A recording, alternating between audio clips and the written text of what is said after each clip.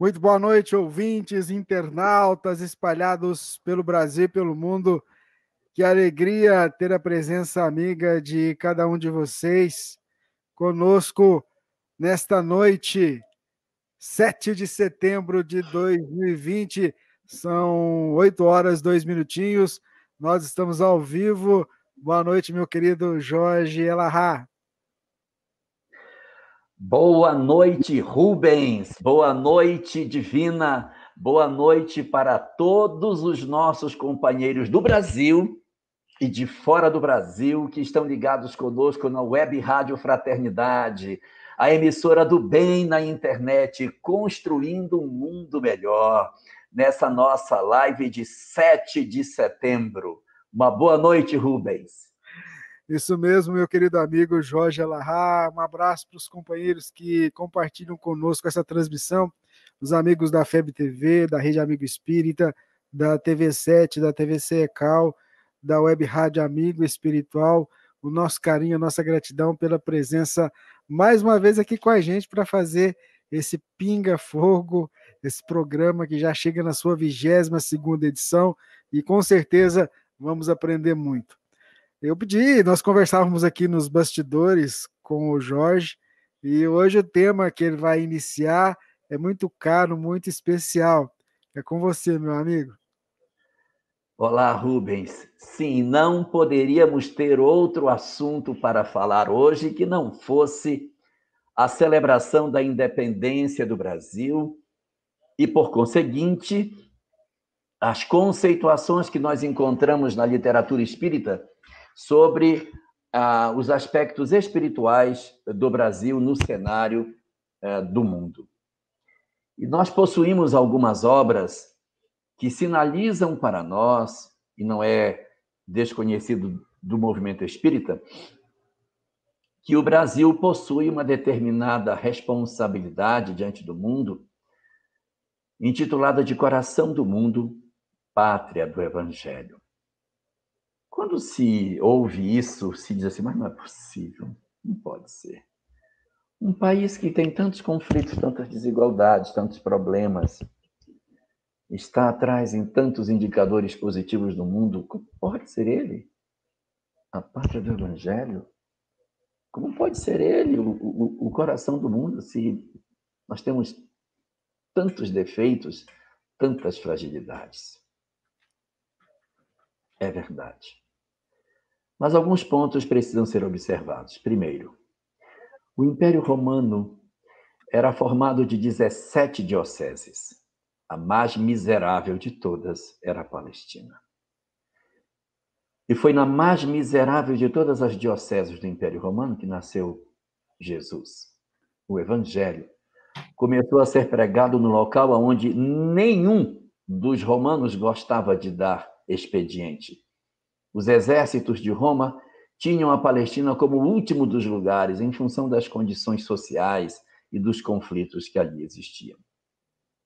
Então, não é, na verdade, razoável que se pense que vamos ser o coração do mundo e a pátria do Evangelho, porque nós temos as melhores condições de oferta de uma vida maravilhosa para todos. Não.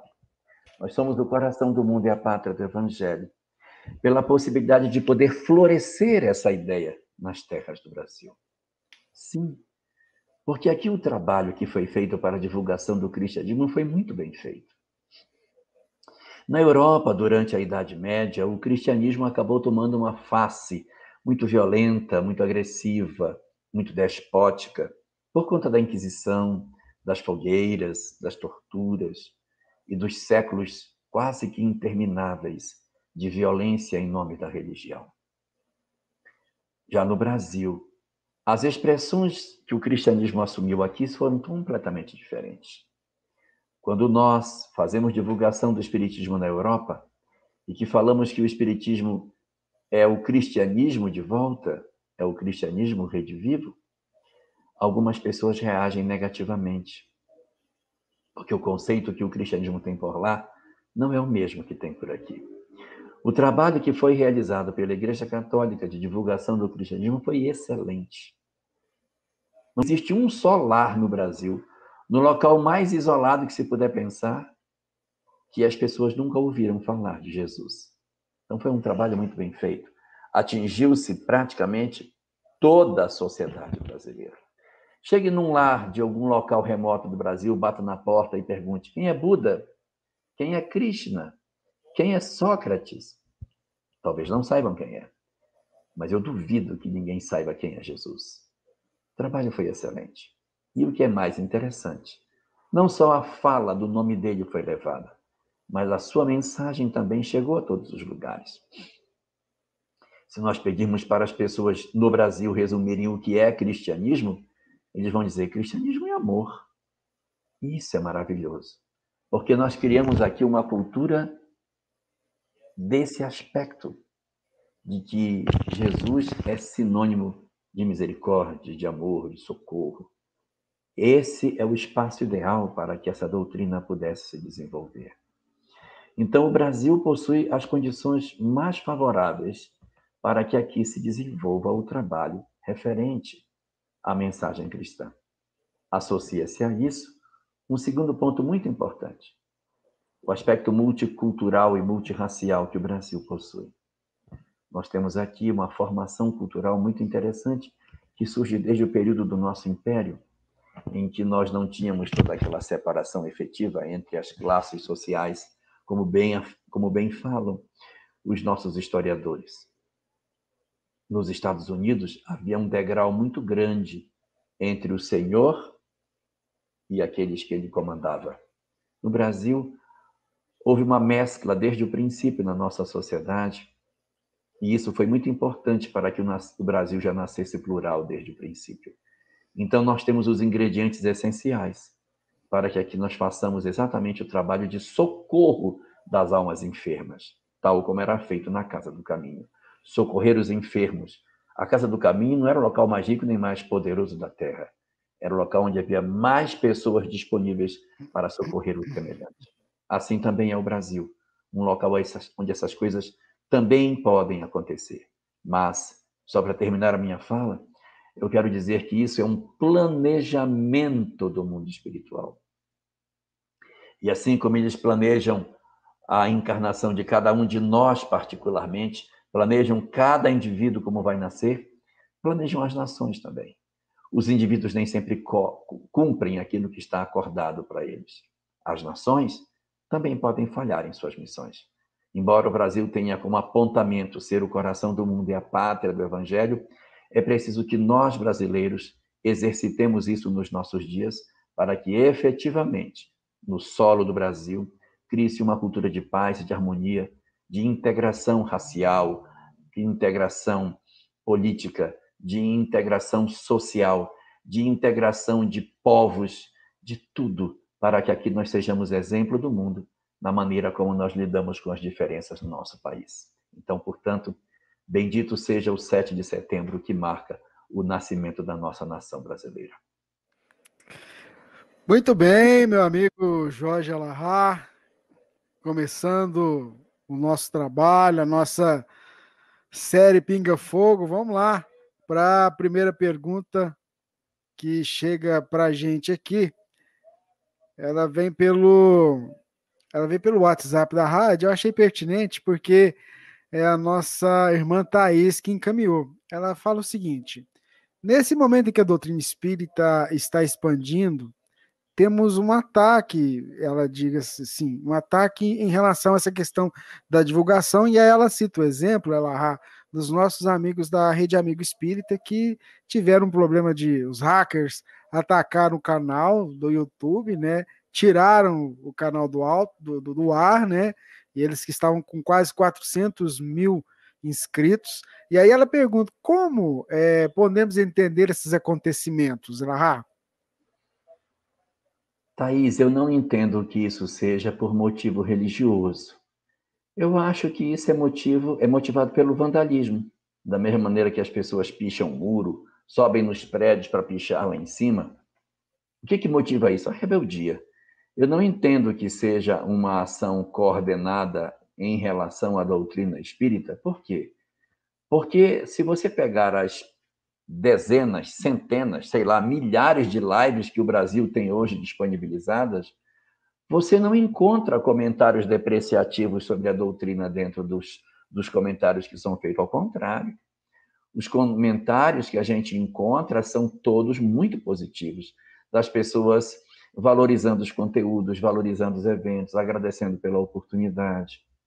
Então, nós não temos uma ação articulada dentro do país no sentido de rejeitar a mensagem espírita. Ao contrário, nós estamos vendo nesse período de pandemia uma expansão extraordinária do espiritismo, porque muitas pessoas que tinham até uma certa curiosidade sobre conhecer o espiritismo, mas que tinham receio de ir para a casa espírita, de entrar num centro espírita, com medo do que poderia acontecer lá dentro, estão encontrando através das lives da internet, do YouTube, ou do Facebook, ou de qualquer outro instrumento que estejam hoje publicando as nossas atividades espirituais, estão tendo a chance de conhecer o espiritismo sem que tenham que adentrar a casa espírita.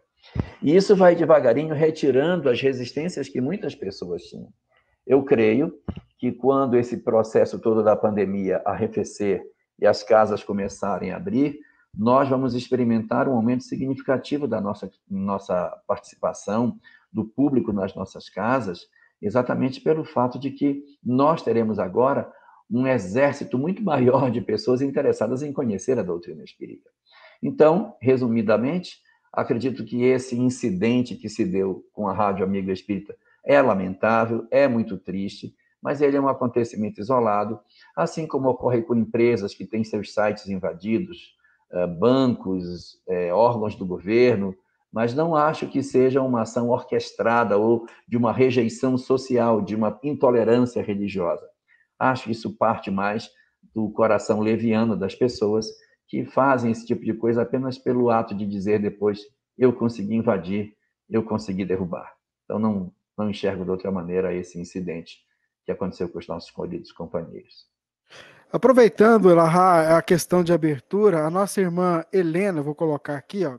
Helena, ela pergunta assim: o Brasil, coração do mundo e pátria do Evangelho, hoje sofre um desgaste muito grande na questão da moralidade. Como você analisa essa degradação humana?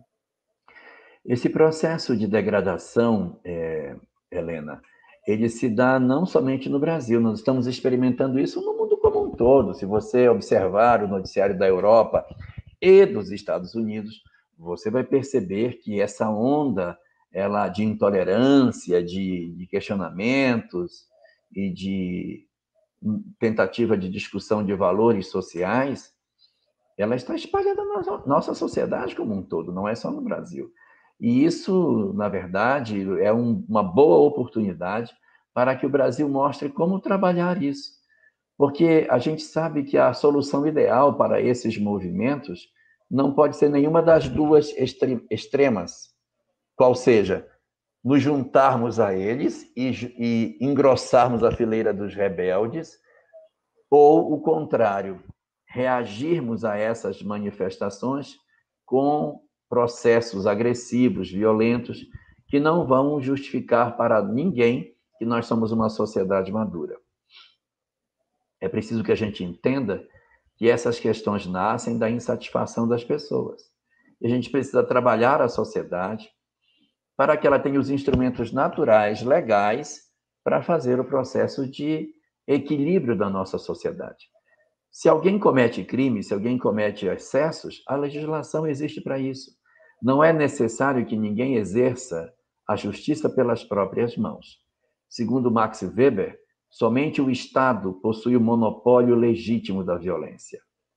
Nenhum de nós está autorizado a exercer qualquer atividade violenta em nome da ordem, em nome da harmonia da sociedade.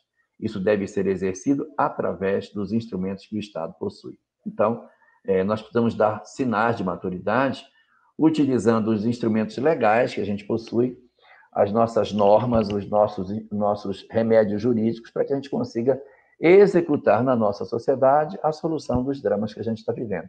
Qualquer solução que fuja da normalidade da democracia aponta que a nossa sociedade é imatura. Então, o Brasil não está distante do mundo, ele não está fora do mundo. O mundo está em convulsão, Helena. Nós estamos vivendo graves problemas de inversão de valores, de convulsão de ideias, múltiplas ideologias no mesmo espaço. E a maturidade espiritual nossa é que vai dar a condição de nós lermos todo esse cenário que está aí e oferecermos, na condição de espíritas que somos, uma leitura diferenciada para essa situação, onde não existe espaço para a violência, para a agressão e para o deboche. Existe espaço para que a gente dê a nossa contribuição saudável, abrindo espaço de discussão, oferecendo-se para colaborar num processo de cidadania legítimo para construir a sociedade que todos nós queremos. É isso que se espera do movimento espírita no ambiente social em que estamos envolvidos. Bom, Jorge, aproveitando ainda a fala, nós temos a Fátima aqui, ela pergunta se daria para fazer uma contextualização da história do Brasil a nível espiritual frente aos objetivos do Cristo para a Terra do Cruzeiro. Eu queria lembrar também, meus amigos, que no canal do YouTube da rádio, nós temos uma palestra muito bacana, que o Elahá faz uma amarração muito bacana, que foi feita no MESESG, e ele fala justamente sobre essa questão do Brasil, coração do mundo, pátria do Evangelho. A palestra é fantástica. Eu vou colocar aqui depois na linha de tempo, nos comentários, o link com a palestra, mas se o Elahá quiser falar alguma coisa. Falo sim. Pois é, Fátima. Sim, existe no dizer dos espíritos uma programação para o Brasil, em termos de sermos um local de referência para o Evangelho. Isso não decorre de sermos a nação mais rica ou mais próspera, mas a nação que mais ama.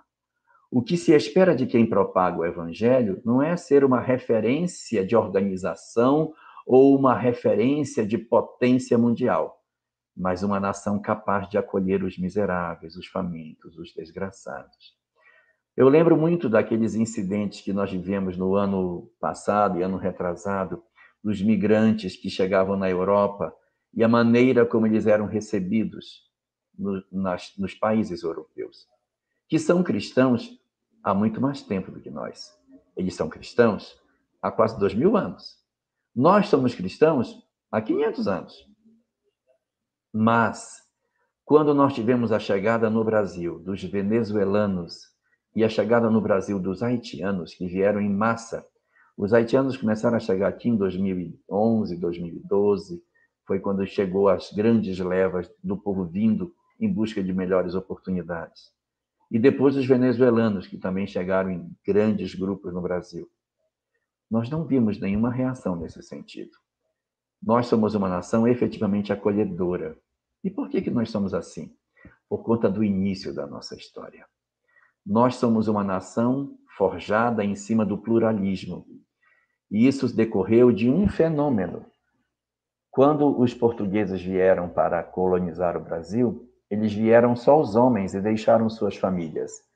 Os ingleses trouxeram todas as suas famílias para colonizar os Estados Unidos. Pelo fato de virem só os homens, houve uma miscigenação racial muito franca quando o Brasil começou a ser formado, porque estavam só os homens aqui e acabou acontecendo uma mescla com as índias, com as africanas que aqui estavam, e de uma forma muito natural, o Brasil foi constituindo essa nação de múltiplas cores dentro dele, o que não acontece nas outras nações. Mesmo nas nações aqui do lado da América Hispânica, que foram colonizadas pela Espanha, evidentemente, não houve uma miscigenação. Ainda hoje você vê uma separação muito clara entre os que são indígenas e os outros que são chamados de crioulos, que são os que não são de origem indígena por lá. Aqui, nós somos todos misturados. Nós já nascemos misturados desde o princípio. Isso foi muito bom. E isso fez com que a gente desenvolvesse um sentimento muito interessante de acolher as pessoas que são de fora, como se nós fôssemos menores. Lembremos que o nosso espírito protetor brasileiro é Ismael, o filho de Abraão que foi rejeitado. Nós temos dentro do coração o perfume da personalidade de Ismael, que não se acha digno de ser amado. Então você pode ver que no Brasil, quando iniciam as aulas, se tem alguém que vem de outro estado ou de outro país, todo mundo quer ser amigo na escola daquele que veio de fora. É disputado quem vem de fora como se fosse uma coisa preciosa demais receber alguém de outro lugar. Agora assista aos filmes e veja como em outros países mais desenvolvidos os estrangeiros são recebidos nas escolas. Nem vou citar um filme porque isso se repete em tantos que você nem precisaria escolher um para assistir. Isso demonstra a nossa capacidade de afeto. E é esse indicativo da construção dessa mentalidade cristã no Brasil que é o grande diferencial que nós temos. Mas você pergunta de outra coisa. Você pergunta das mazelas morais que nós estamos vivendo aqui. Sim. Um Brasil, para ser o coração do mundo e a pátria do Evangelho, tem que estar pronto para socorrer as almas que sofrem. Se todas as nações fecharem suas portas para as almas doentias, quem vai socorrer os doentes? Na Casa do Caminho, onde havia o cristianismo nascente, as portas estavam abertas para recolher a todos os miseráveis que passavam pelos umbrais daquele lugar. O Brasil não pode ser diferente. Nossas fronteiras têm que estar abertas. Nossas escolas recebendo a todas as pessoas. Nossa sociedade franca para acolher a todos. E as mazelas morais que nós vamos ter, os problemas que podem advir por esses povos chegando no Brasil, nós vamos tratar aqui dentro. Se os venezuelanos trarão sarampo, vamos vacinar e vamos receber os nossos irmãos que precisam de acolhimento. Esse é o pensamento do coração do mundo da pátria do Evangelho. Temos problemas demais, conflitos demais, de ordem moral imensos, mas junto dos problemas nós temos um antídoto poderoso, que é o amor. As outras nações podem ser mais organizadas e mais capazes do que nós, mas as taxas de suicídio, as taxas de depressão, os processos de desamor, o desalinhamento do pensamento com relação ao que seja a vida é profundamente diferente do nosso. E só para terminar, eu quero lembrar um capítulo do livro Nosso Lar, chamado A Guerra. Nesse capítulo, André Luiz conversa com espíritos que estão socorrendo soldados no campo de batalha. E ele conversa com alguns que estão sendo chamados para atender soldados que desencarnam no lado europeu da guerra. E André Luiz disse, nossa, então deve ser muito chique, você está socorrendo soldado europeu, não está socorrendo soldado brasileiro. Deve ser muito maravilhoso fazer isso, porque em vez de estar recebendo um brasileiro, está pelo menos atendendo os desencarnados dos países europeus. Que chique! Isso não, ao contrário. Chique é atender os soldados brasileiros. Porque os soldados europeus estão marcados por um materialismo muito forte. E socorrer essas entidades quando desencarnam é muito difícil. Porque, como eles são muito arraigados no materialismo, eles desencarnam e não abandonam o corpo, permanecem ligados aos seus corpos, e nós temos uma dificuldade enorme de fazer o processo de resgate dessas entidades. No Brasil, não. A crença da imortalidade da alma, que embora não seja necessariamente espírita, mas do próprio catolicismo, que à época era uma religião bastante dominante, ainda é, e naquela época mais ainda, faz com que a gente tenha mais acesso. É mais fácil socorrer um soldado brasileiro que desencarna no campo de batalha porque ele tem uma visão ainda que rudimentar de vida após a morte, do que de um soldado europeu contaminado pelo infeliz ideário que o materialismo nos oferece. Muito bem, senhor Jorge Larra. Vamos para uma pergunta ainda nessa linha. Tá rendendo, hein? A nossa ouvinte está acompanhando a gente, a Kátia. Ela pede para você falar o seguinte, olha, daquelas pessoas que deixaram o Brasil e recomeçaram uma nova vida em outro país. Ela queria que você falasse um pouquinho sobre isso, do ponto de vista espiritual, né? Eu vou contar um segredo para vocês. Eu tive uma vez uma conversa com o presidente da Federação Espírita Brasileira, o Godinho, Jorge Godinho. E estávamos em Roraima nesse dia, lá em Boa Vista. E ele disse, sabe, eu tenho meditado muito sobre todas essas coisas e tenho chegado a uma conclusão. Qual a conclusão dele? Se é verdade que a doutrina espírita há de se espalhar pela face da Terra, qual seria a melhor estratégia que você escolheria para divulgar uma mensagem por sobre toda a face do planeta? Não sei qual seria. Se você escolhe um local para ser a universidade de formação dessa mão de obra e deixa esse pessoal todo junto aprender e se encharcar dessa mensagem. E numa outra existência, você devolve todo mundo para os seus lugares. Então, uns vão nascer na Europa, outros vão voltar para a África, uns vão voltar para a Oceania, outros para os Estados Unidos. As almas que são de outros lugares do planeta que estão aqui para fazer esse curso de espiritismo no Brasil, numa próxima existência estarão em outros lugares. Em síntese, nós seremos convocados numa próxima existência a não renascermos no Brasil. Nós estamos sendo convocados a nascermos em outros lugares, para que a gente renasça lá com as ideias intuitivas do Espiritismo. E quando essa mensagem chegar até nós, nós temos algo dentro da gente que desperta e diz: isso faz sentido, isso é muito interessante. E aí nós começamos a nos vincular a essa ideologia, multiplicando sobre a face do planeta a mensagem que o Espiritismo possui. Então, para essas pessoas que estão saindo do país para ir para outros lugares, se elas são espíritas, o que se espera é que elas lá façam a semeadura. Se não podem fazer a multiplicação das flores, façam pelo menos a semeadura. Se já está semeado, que reguem a semente. Se a semente já brotou, que cuidem da planta tenra, porque na próxima geração, muitos daqueles que hoje são considerados brasileiros haverão de renascer em lugares distantes, na Birmânia, em Bangladesh, em lugares muito distantes do nosso, aonde serão chamados para divulgar a mensagem espírita. Então, para esses que conhecem, essa é a mensagem.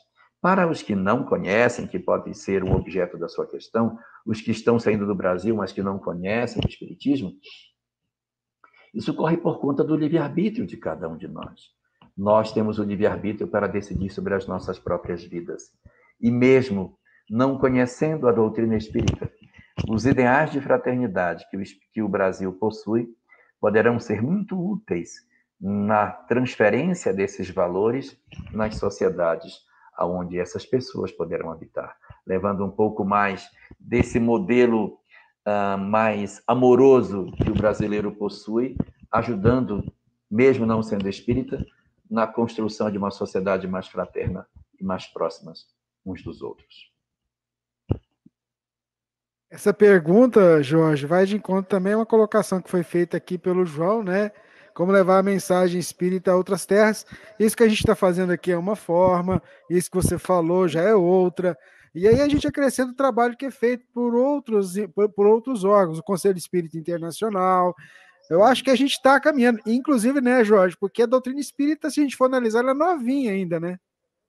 Ela é muito jovem e eu acho que um instrumento bom que a gente poderia usar, puxando a sardinha para a minha brasa, é a gente estudar Esperanto.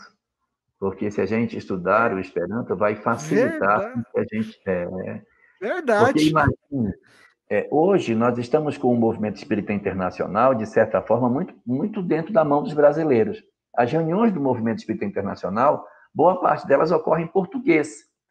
Mas quando essa doutrina começar a se multiplicar, nós vamos precisar de uma língua para se expressar de maneira que a gente não se curve a nenhuma nação. E a única alternativa que nós temos de oferecer uma língua internacional, fácil, sem exceções, alinhada com os propósitos do plano espiritual e que tem um compromisso com o Evangelho, não tem outra, só tem uma, é o Esperanto. Então, ler no Esperanto, ou seja, aprendamos o Esperanto para que a gente possa contribuir também por outra via na divulgação da mensagem espírita. E não esquecer que o Esperanto é a língua da fraternidade, podemos dizer assim, né, Jorge? Pode. Uma das coisas, só um parênteses, no primeiro encontro internacional, o Congresso Universal de Esperanto foi em Boulogne-sur-Mer, em 1904. Zamenhof compareceu a ele e ele teve um impacto quando ele chegou no Congresso, as rodas de conversa com as pessoas com seus trajes típicos, cada um de um país diferente, conversando em Esperanto. Ele disse que foi a consagração de tudo que ele havia sonhado, porque ele tinha muita preocupação de chegar no congresso, as pessoas não conseguirem falar, e ele encontrava as rodas de conversa de pessoas do mundo inteiro, falando o mesmo idioma e todo mundo se entendendo. Isso é maravilhoso. E só para que a gente possa ter isso fixado também, nós temos na literatura espírita a referência da língua Esperanto, né? Eu me recordo aqui agora da Dona Ivone relatando isso, se eu não me engano, no Memórias de um Suicídio. Eu acho que tem outras obras, né, Jorge? Tem Referendando essa língua, né? o Esperanto como Revelação, de Francisco Valdomiro Lorenz, através de Francisco Cândido Xavier, é a grande obra que apresenta essa proposta do Esperanto como sendo um excelente instrumento para a divulgação do espiritismo no mundo. Então tá aí a dica do nosso querido Jorge Elahá. Vamos lá. Uma pergunta que a gente coloca no vídeo aqui, o Jorge, por que muitos de nós temos tantas dificuldades de aceitar a reencarnação como uma verdade espiritual, mesmo já tendo experimentado tantas experiências dessa natureza? Boa noite, Fabinho. Isso se dá por conta do grau de materialidade dos nossos corpos. Os nossos corpos são tão densos, são tão pesados e são tão materiais que durante o processo de acoplamento do espírito no corpo, que demora primeiramente 9 meses e depois mais 7 anos, que é o período de acoplamento e de verdadeiro encaixe do espírito no corpo, esse período longo que a gente leva, ele promove um amortecimento muito forte nas nossas memórias. Durante o período da gestação, o espírito vai perdendo progressivamente a sua consciência, vai esquecendo boa parte daquilo que ele era. Quando nós renascemos, nós não sabemos nem segurar o pescocinho. Vamos demorar para sentar, para andar, para falar, mas ainda existem resquícios de memórias. E as crianças, até a faixa dos 4 ou 5 anos, dizem assim: mas você não era minha mãe. Eu não vestia roupas assim. A minha casa não era essa. O que eu estou fazendo? Por que meu rosto é diferente do que ele era? Ainda sobra alguns resquícios de memória. E durante a primeira infância, esse processo vai apagando progressivamente, e lá por volta dos 7 anos de idade, é quando a gente efetivamente completou o processo de encaixe do corpo físico, é quando se pode dizer, segundo Emmanuel, que a encarnação verdadeiramente está concluída. Os laços materiais, segundo Kardec, se fecham durante o parto. É as únicas vinculações materiais. Mas ainda sobraram algumas lembranças que a primeira infância vai se incumbir de apagar. E por que não lembramos se já vivemos isso tanto? Porque o corpo é muito denso, porque a nossa condição material é muito pesada e não sobra quase nada. É como se você pegasse alguém que vê e entrasse com essa pessoa num quarto escuro e dissesse: por que ela não está conseguindo ver se ela tem visão? Mas eu não tenho condição, porque eu não tenho instrumento para poder ver. À medida que nós formos evoluindo e formos habitando corpos menos densos, nós vamos ter infâncias mais curtas e automaticamente menos esquecimento do passado, porque a gente tem menos necessidade de esquecer. Necessidade de esquecer é para a gente poder fazer um novo começo, fazer uma nova história. Se a gente não esquecesse, não ia dar para a gente fazer muita coisa, que a gente ficar muito preso ao passado. Então é necessário que esse esquecimento aconteça. Mas algumas pessoas trazem as memórias bem vivas. E existem muitos estudiosos que trabalham nisso. O Dr. Ian Stevenson foi um dos grandes pesquisadores da questão da reencarnação. Ele coletou centenas de casos interessantíssimos sobre reencarnação e ele dizia: eu não preciso de uma centena de casos para provar que a reencarnação existe. Basta um. Se eu tiver um bom, provei. E eu tenho centenas de memórias espontâneas extraordinárias para provar que o fenômeno é legítimo. Então, além das memórias espontâneas, existe todo um conjunto de informações que o Espiritismo nos oferece, através da sua literatura, para nos provar que, filosoficamente, além das provas científicas, é lógico que nós temos que ter uma outra existência para justificar os fenômenos que a gente encontra na nossa sociedade. Então, por que nós esquecemos? Porque nossos corpos são densos demais. E são densos porque nós somos muito atrasados. Quando nós melhorarmos espiritualmente, habitaremos corpos mais sutis e, consequentemente, esse processo de apagamento da memória não precisará ser tão duro, tão forte. E assim, nós não esqueceremos da maneira como nós esquecemos hoje. Inclusive, pegando um gancho aí do personagem Ian Stevenson, o pessoal tiver interessado, é só pesquisar aí, ver os livros, né, Larra, em que ele aborda esses estudos e aí você pode aprofundar e sentir do ponto de vista científico as conclusões que ele chegou, né? Com Vamos, certeza. vamos lá, vamos para mais uma pergunta da nossa querida Astrogilda, lá de Irecê, na Bahia. Queria que você falasse um pouquinho sobre a questão ecologia, meio ambiente, relacionada à espiritualidade e à cidadania. E ela está falando para você ir lá em julho de 2021, tá? Como é o nome dela? Aí, a nossa Astrogilda, lá de Irecê, na Bahia. Astrogilda. Boa noite, Astrogilda. Tudo bem com você? Pois é, programação a gente acerta depois, mas vamos lá. Essa questão da ecologia, ela é uma coisa razoavelmente jovem no planeta.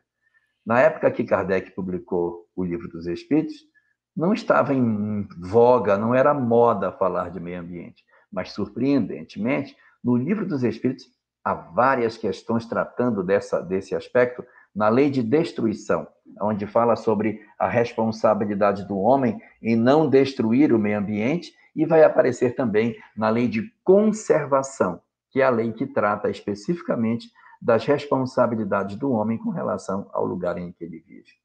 Nós somos, portanto, chamados pela consciência espiritual que temos a cuidar do planeta.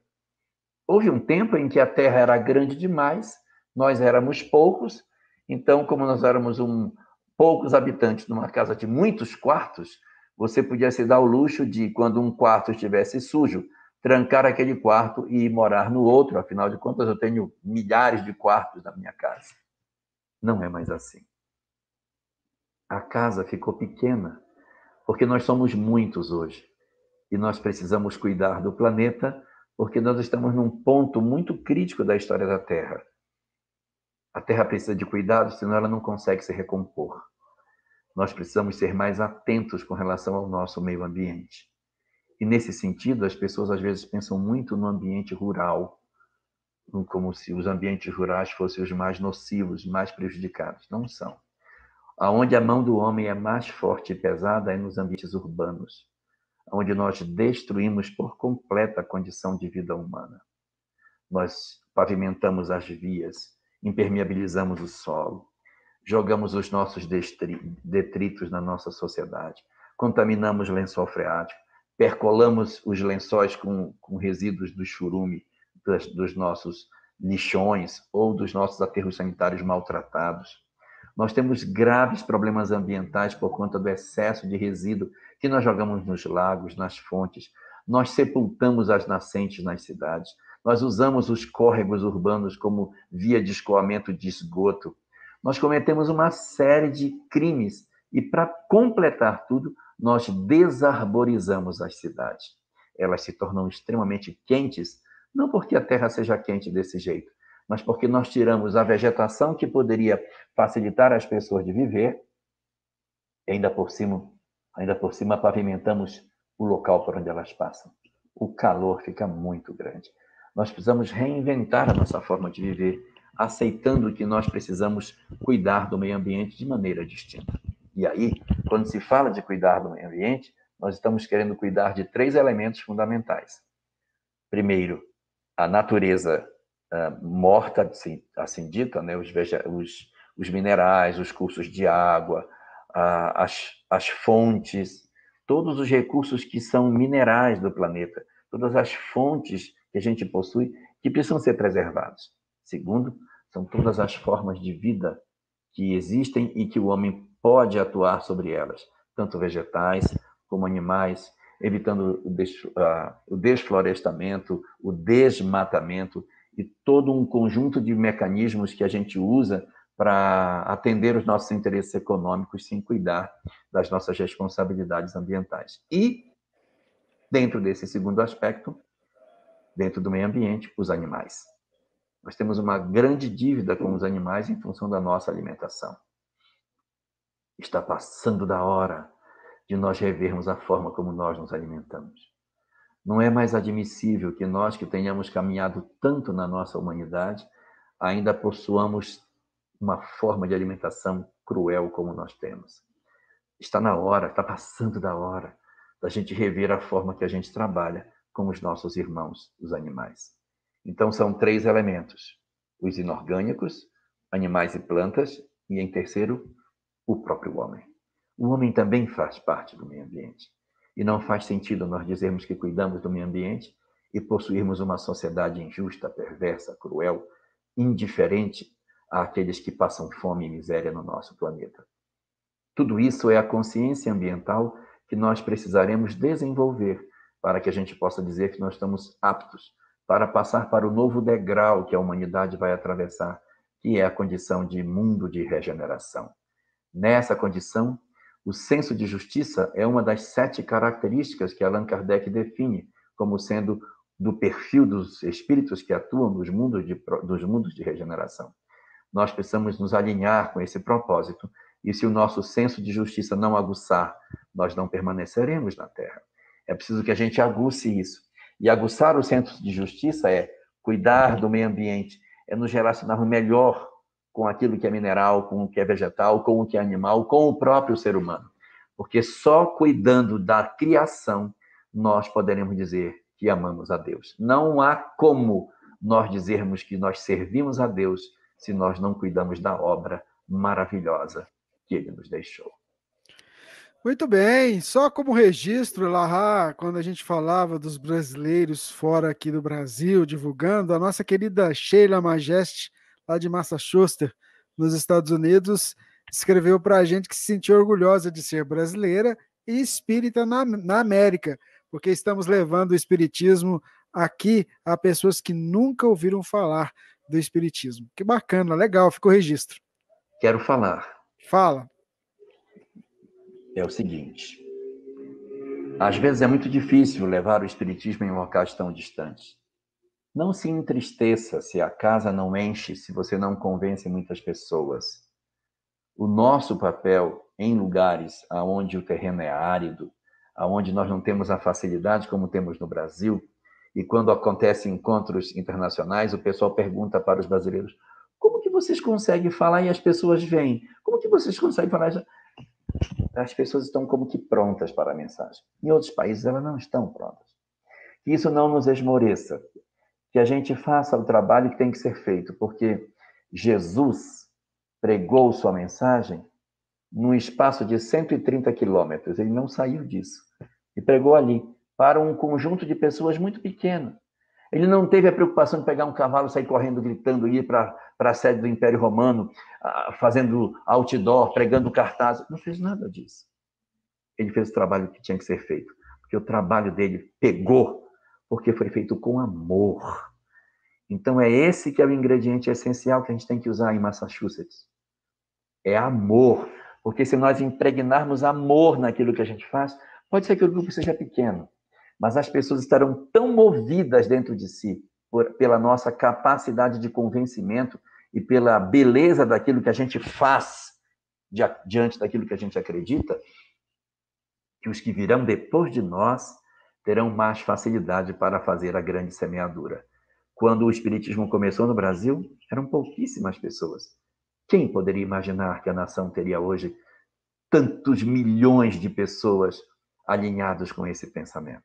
Então, acreditemos no propósito superior que a vida possui. E se nós não estamos na geração que vai colher esses frutos, não nos preocupemos com isso. Pensemos em Paulo de Tarso, que dizia: eu plantei, Apolo regou, mas a colheita é do Senhor. Muito bem, vamos lá, tem uma pergunta que chegou aqui, vamos colocar ela na tela. O Jailson, uma pessoa que era ativa na doutrina espírita e hoje está com muitas impossibilidades físicas e vem em mente constante que ele foi um capataz. É possível? É possível, Jailson, é possível. Só que assim, não é suficiente saber que isso é possível, é importante saber o que fazer com essa informação. Porque o espiritismo não serve para a nossa curiosidade. Então, assim, eu estou tendo uma série de sonhos repetitivos em que eu estou em fazenda, eu sou um capataz e tal. Sonhos repetitivos são um grande indicativo de que isso possa ser verdade. Mas as informações espirituais, elas não chegam até nós para satisfazer a nossa curiosidade ou para agradar os nossos cérebros. É para que a gente reflita no coração. Porque o que se está pedindo nesses tempos de mudança, de transição planetária, é que os espíritos mudem as suas disposições íntimas, não são seus aspectos intelectuais. Intelectualmente, nós já estamos maravilhosos. Nós precisamos saber usar o conhecimento que a gente tem. Então, da feita que eu percebi que eu sou uma pessoa que tenho essa possibilidade, admitindo que seja verdadeiro, que eu sou um capataz, quais são as imperfeições morais que são típicas de um capataz? Tem essa, tem essa. Vamos ver se eu tenho essas características. E se eu perceber que eu tenho alguma delas, é um indicativo de que essa informação chegou para que eu mude a minha história. Mude. Comece a trabalhar as imperfeições. Não cuide de todas, senão vai ficar louco e não cuida de nenhuma. Escolhe 3. As mais fortes, as que mais estão presentes em você. E tente fazer um trabalho verdadeiro de mudança dessas imperfeições por algo de melhor. Enfrente suas dificuldades. Vença suas dificuldades morais, para que você consiga dizer, eu aproveitei a informação que chegou. Porque senão a informação chega, e se eu não souber usar a informação, vai ser de muito pouca valia eu chegar no mundo espiritual e dizer, gente, eu sabia, não era capaz, olha que eu era mesmo. Então, se a informação chegou, usa. Se alguém tem alguma informação do passado, não só o Jailson, mas se alguém tem informação, eu fui isso, eu fui aquilo, fui isso. Se essa informação chegou, usa. Aproveita essa informação e faz alguma mudança na vida em cima daquilo que você sabe. Se você descobriu, eu fui uma rainha, fui um isso, fui aquilo, fui um pobre, fui um carpinteiro, fui um médico, fui sei lá o quê, pense no que essa personalidade pode lhe trazer e cuide para corrigir as possíveis imperfeições que a gente possa ter. E por último, Jailson, não se fixe demais no passado. Motorista que dirige olhando para o retrovisor, bate. A informação do passado tem que ser igual ao retrovisor. É só uma olhadinha rápida para se orientar e a bola é para frente. Porque é para o futuro que está a nossa história. Não fique olhando demais para trás para não correr o risco de perder as oportunidades do presente que fazem um bom futuro para todos nós.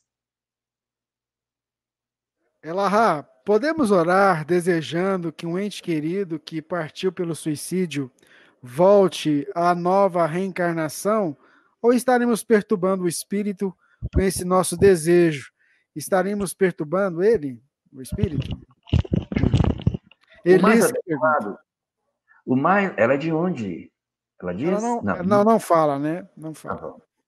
Elis, o mais adequado é a gente orar por aquelas pessoas que desencarnaram, independente de ser pelo suicídio ou não. Todos os que desencarnaram se sentem muito bem a partir das orações que nós fazemos. Como é que eu posso comparar? A oração que a gente faz para alguém que desencarnou e que pode estar em processo de perturbação é semelhante àquele momento em que você está com muita dor de cabeça e alguém vem e oferece a você um remédio. Você está com muita dor e a pessoa aplica um Buscopan na veia e você vai sentindo a dor passar. Ou você está com muita dor de cabeça e a pessoa te dá um remédio e você vai sentindo o bem-estar. Um remédio para pressão, para quem está com a pressão muito alta, toma o remédio para baixar a pressão. Nossa, como eu estava mal. Graças a Deus passou. Um remédio para vômito, você está angustiado, tomou aí. Passou. É mais ou menos assim a sensação do espírito que não está bem e que recebeu uma oração. É como se caísse sobre ele uma energia que vai abrandando o mal-estar que ele está sentindo. Ele está com algum mal-estar e quando ele sente os eflúvios da oração que está sendo feita, ele começa a melhorar intimamente, ele começa a ficar muito mais tranquilo emocionalmente. Então, orar é sempre muito bom por todos, independente de suicidas ou não. Orar por suicidas, melhor ainda. Por quê? Porque eles estão num processo de culpa muito forte. Eles costumam estar num processo de muita angústia, de remorso pelo que fizeram. Então, a nossa oração tem um duplo papel. O papel de melhorar a condição deles pelos fluidos bons e, segundo, dar a ele a sensação de que eles não estão abandonados, de que o amor atravessa todos os espaços e vai alcançá-los lá onde eles estão, ou seja, alguém me ama, eu sou amado. Mas você não diz isso na sua pergunta. Você pergunta se é válido orar para que a pessoa reencarne logo. Essa não é a melhor política. A melhor política é que ele esteja bem. Orar para que ele se recupere, para que ele esteja em paz, para que ele recobre a sua lucidez, para que ele facilite o processo de socorro, para que ele entenda melhor a condição de tudo que aconteceu com ele. Essa questão da reencarnação, a gente não precisa pedir, porque ela vai ser natural. Quando o espírito que se suicidou estiver na condição mínima para poder voltar, ele volta. Ele precisa reencarnar. Não é a nossa vontade que vai dizer para ele que ele precisa vir. É a imperiosa necessidade que ele vai sentir, porque a lei vai clamar dentro dele, dizendo: volta, meu filho, e refaz o teu caminho.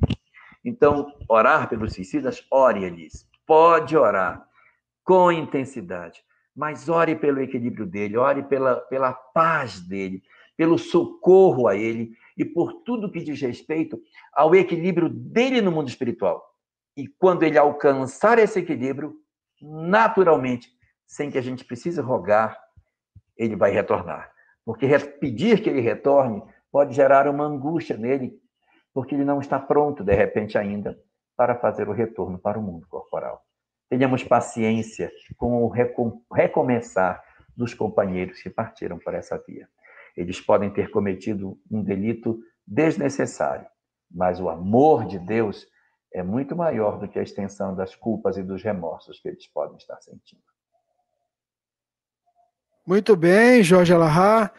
Tem uma pergunta do Gustavo, ele quer saber o seguinte: quando passamos pelo umbral, teremos que enfrentar os traumas da vida passada e desta vida que não foram superados? As cenas nos serão colocadas novamente? É condição para seguirmos adiante? Nosso irmão Gustavo, lá de Itumbiara. Boa noite, Gustavo. Essa região chamada umbral, ela não é nenhum ritual de passagem para o mundo espiritual. Ninguém é obrigado a passar por essa instância para chegar ao mundo dos espíritos. É um equívoco nós imaginarmos que todo mundo desencarna, vai para o umbral, passa um tempinho, maior ou menor, e depois vai para outro canto. Não, não é assim que funciona. O umbral é o lugar do mundo espiritual reservado para as almas que sentem um remorso muito grande pelo mau uso que fizeram das oportunidades que a vida lhes concedeu. Não é um lugar para todos os espíritos. É um lugar onde as pessoas que estão ali lamentam, choram e se angustiam pelas oportunidades que a vida lhes concedeu e que eles não souberam aproveitar. Só para você ver como é diferente, fazer uma comparação entre duas regiões, as trevas e o umbral. As trevas é um local diferente, onde existe ódio, desamor, onde se planeja o mal, onde estão as almas perversas, endurecidas. Nesse lugar, chamado de trevas, que é um local muito pesado, muito esquisito, quem assiste o filme Senhor dos Anéis tem uma boa imagem de como é a região das trevas. Então, ali naquela região densa, de muito autoritarismo, de muita violência, de muita agressividade, de seres deformados, de céu nevoento, onde o sol nunca aparece, um local sombrio, cheio de muita barbaridade, de muita crueldade, existem senhores, existe autoridade, existe hierarquia, existem castelos, existem fossos, existem calabouços, prisões, exércitos. Isso é nas trevas. No umbral, não tem nada disso. No umbral não tem poder, não tem castelo, não tem exército, não tem nada. Ué, mas por que não? Se quem está na treva está num processo de ódio, quem está no umbral deveria estar um pouquinho melhor. Não, não é assim, não. O umbral é um local tão desesperador que ninguém tem lucidez suficiente para pensar em colocar um tijolo em cima de outro. É tanta dor, tanta angústia, tanto choro, tanto desespero que ninguém consegue ter lucidez. Você está num local, imagine, você está como. Imagine que você foi para a floresta e você ouve o uivo, onça, silvo de cobras, e você está andando na escuridão sem saber. É mais ou menos essa sensação de pavor que a gente sente se estivesse numa selva, caído da selva.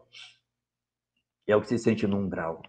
Um medo, uma angústia, uma tristeza, um coração lacerado, uma dor muito profunda, porque eu perdi as oportunidades, o que eu fiz.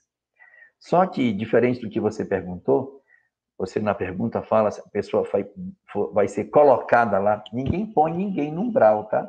Não vem ninguém pegar pela mão e levar a pessoa. É uma questão de identidade psicológica. O espírito em culpa, ele automaticamente se sente atraído por essa região e quando ele se deita lá dentro. É um local que não tem casas, não tem nada, não tem construção nenhuma, está todo mundo gritando, chorando, desesperado, cada um cuidando de si, diferente das trevas, que tem um frio que diz, eu comando vocês. No umbral não tem isso, não. Lá é um local pesadíssimo do ponto de vista das angústias e do sofrimento que as pessoas passam.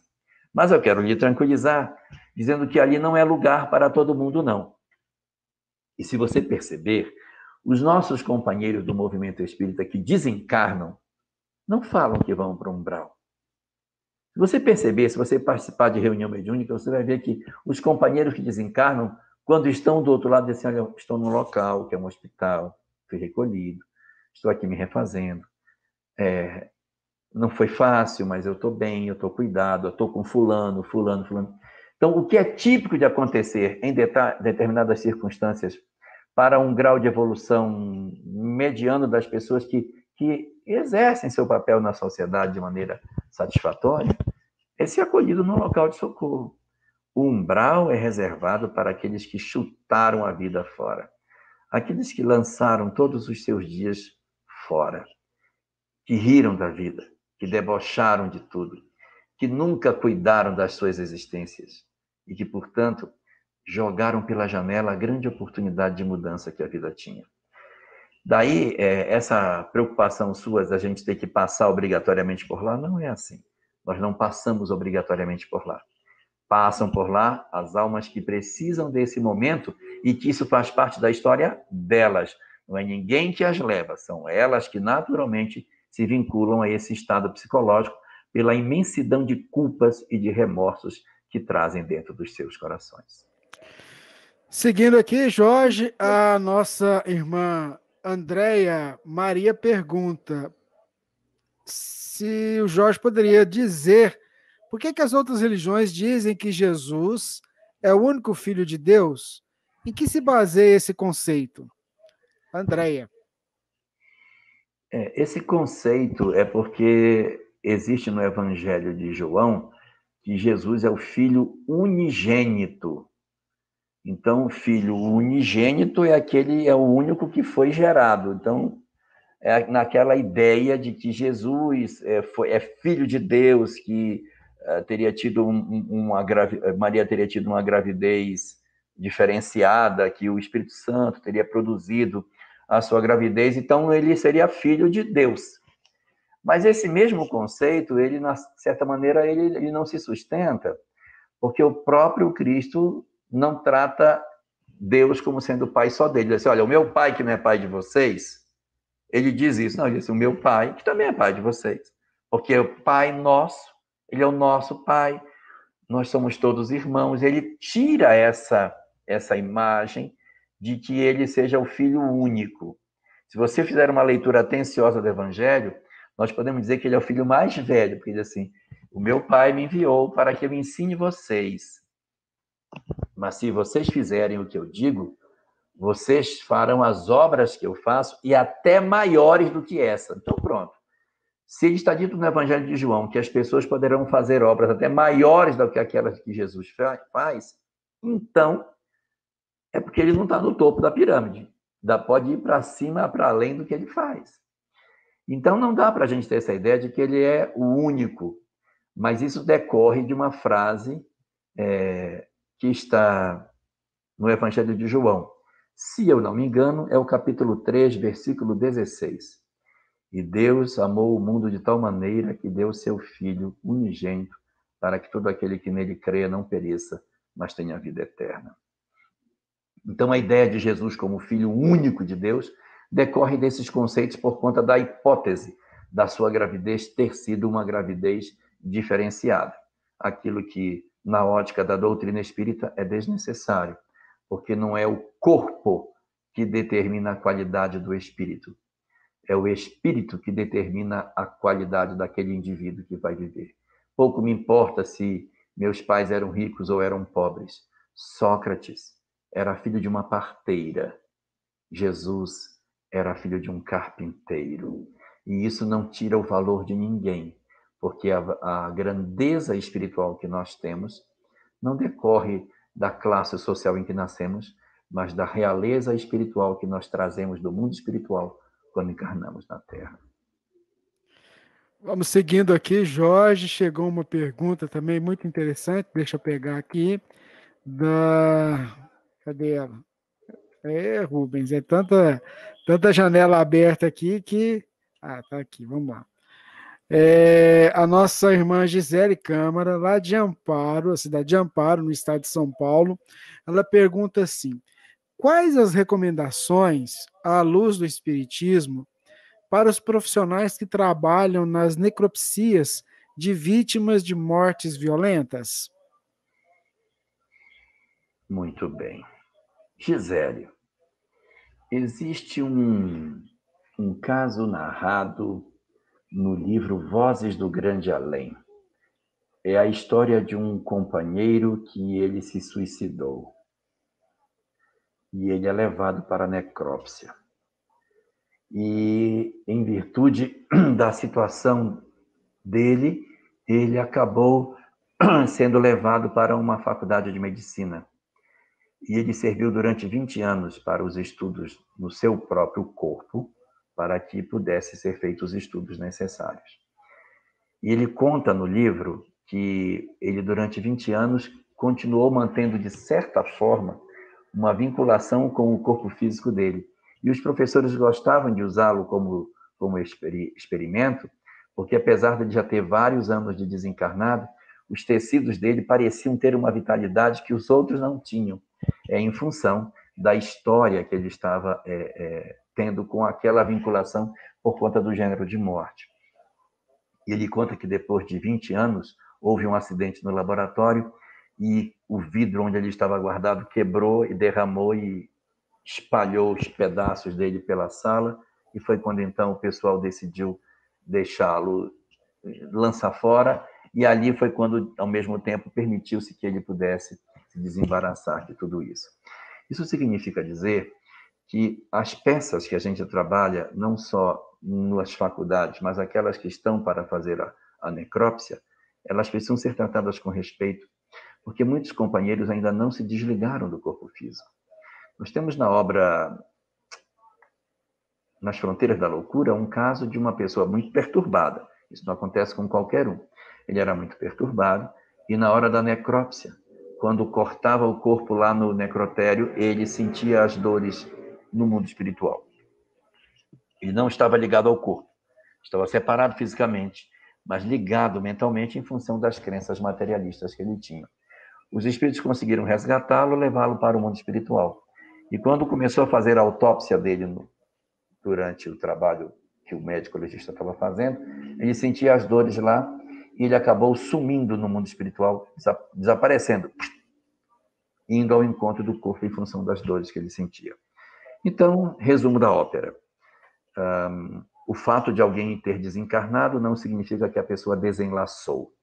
Muita gente desencarna, mas não desenlaça, permanece vinculado. As atitudes de respeito, portanto, são muito importantes. É claro que os companheiros que trabalham nesse ambiente nem sempre têm uma visão espiritualista da vida. E a gente precisa ter um pouco de cuidado para que a gente não passe a conta de fanáticos. Mas sempre que nos for possível, uma oração, uma reflexão, uma atitude de respeito naquilo que a gente faz, são sempre muito importantes, porque muitos companheiros ainda estão vinculados a esses lugares. E uma segunda razão para a gente ter cuidado com relação às necrópsias é porque muitas pessoas que desencarnam ainda muito cheias de fluido vital. E o fluido vital é uma substância extremamente interessante para entidades perturbadas. Eles caçam fluido vital. E, às vezes, espíritos extremamente desequilibrados, eles se apoderam da condição de viver dentro dos necrotérios, atrás dos fluidos vitais que ficam dos corpos das pessoas que desencarnam.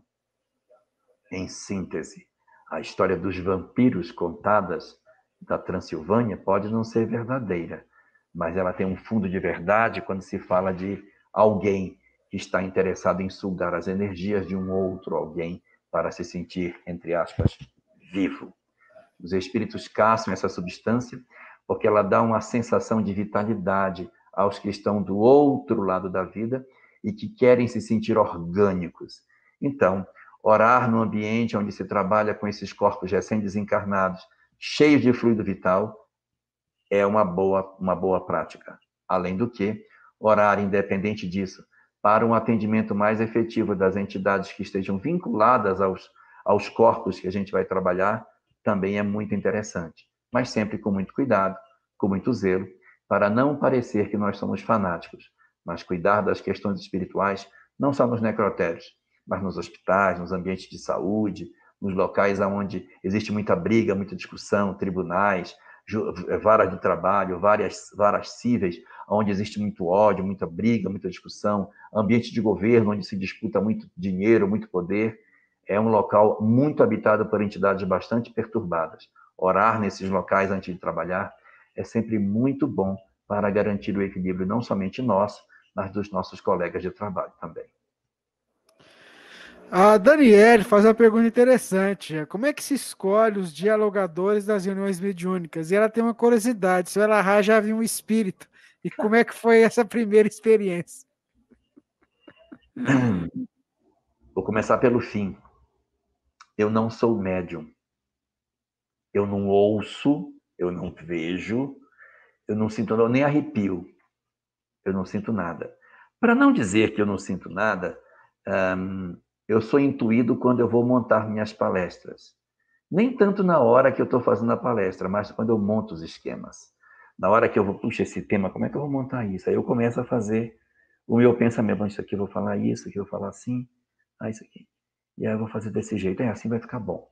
Pronto, vai ser desse jeito. Nessa hora que eu estou montando o esquema, é que eu sinto que eu sou mais ajudado. Teve uma vez, inclusive, contar para vocês, que eu tinha que fazer uma palestra.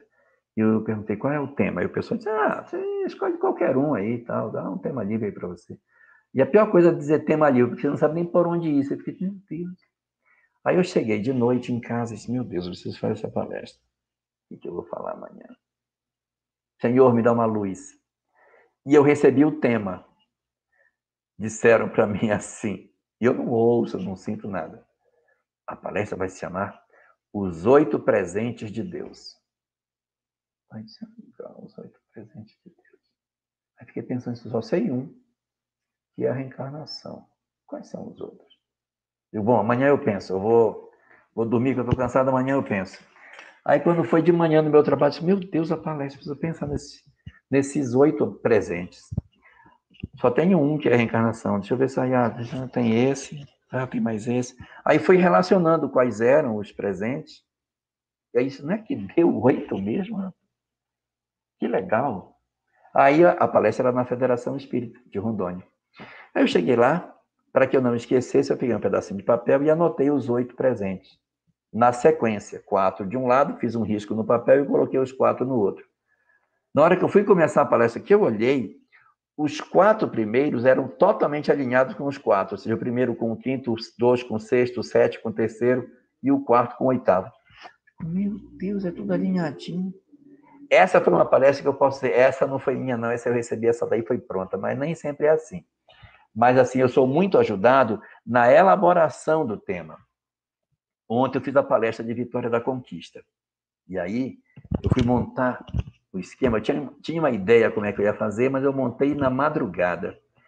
Eu sentei e comecei a montar o esquema, montei todo o esquema daquela palestra na madrugada. Eu tinha a ideia de como é que eu ia fazer. Eu vou falar sobre a questão da transição e vou conectar o evangelho como sendo a peça para a transição. É isso que eu vou fazer. Eu só tinha isso em mente. E aí, de noite, na madrugada, eu acordei umas 4 horas da manhã, disse, vou montar agora. E, então, pegar aqui o mundo de regeneração, mundo de provas e expiações, tem isso, deixa eu ver aqui, pegava o livro, esse aqui tem esse, tem esse item, tem esse outro. Aí fui para cá. E na hora que eu fui relacionar o que significava na prática o evangelho, saíram 11 coisas que eu nunca pensei na minha vida. Começou a sair o testemunho, a lágrima, a renúncia, o sacrifício. Aquilo tudo saiu um atrás do outro sem que eu pensasse muito. Tem isso, tem esse, tem esse. Porque eu tinha lido a história de uma personagem do livro No Mundo Maior que teve uma vida sofrida de tudo, mas era um espírito luminoso. Olha só, uma pessoa que hoje no mundo espiritual está muito bem, mas teve uma vida miserável na Terra. Aí ela me foi a inspiração, eu comecei a pensar nela e fui colocando a lágrima, o testemunho, e fui relacionando todas as coisas que eram as exigências para que a gente fizesse. Então, eu sou muito intuído na hora que eu estou montando. Depois, eu tenho o dom de uma boa memória. Então, eu gravo o esquema na minha cabeça e aí eu vou com o esquema na minha cabeça. Mas a ajuda espiritual eu consegui através do momento que eu montei. Agora, eu não vejo, eu não ouço, eu nem arrepio, não sinto nada. Às vezes eu entro no local, você está sentindo? Não estou sentindo nada. Não está sentindo energia? Não sentindo nada. Está pesada demais? Não sentindo nada, não. Está sentindo? Não. Está lindo? Não estou sentindo nada, não. Não sei, não estou sentindo. Eu não sinto, não ouço, não vejo, não enxergo. Eu sou uma porta. A única janelinha, assim, a frestinha que ficou foi a intuição para fazer palestra. Agora, com relação à primeira parte da sua pergunta, que é como se escolhe o dirigente, isso é um processo natural. Não existe nenhum tipo de regra para que isso aconteça. Os grupos se formam e uma boa orientação para a formação de grupos está na obra Diálogo com as Sombras, de Hermínio Miranda, uma obra extraordinária para a composição de grupos mediúnicos. E lá está dito que uma das características essenciais para a montagem do grupo é a amizade. Se o grupo não se gosta, não dá para montar. Então é natural, os amigos se juntam e a gente naturalmente vai testando. Fulano, atende aquela entidade lá. E aí tem uns que saem melhor, uns que saem pior, tal.